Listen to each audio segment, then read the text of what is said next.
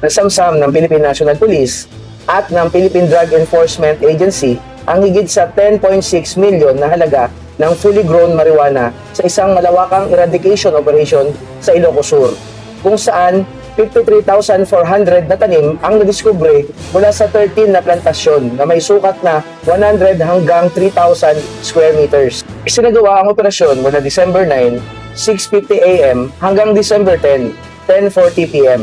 Pinangunahan ng Drug Enforcement Unit ng Ilocos Sur, PPO, at sinuportahan ng iba't ibang unit ng PNP at PDEA. Ang pinakamalaking plantasyon ay may 18,000 na halaman na tinatayang nagkakahalaga ng 3.6 million. Lahat ng nadiskubring halaman ay agad na na-inventory, na-dokumento at sinunog sa lugar.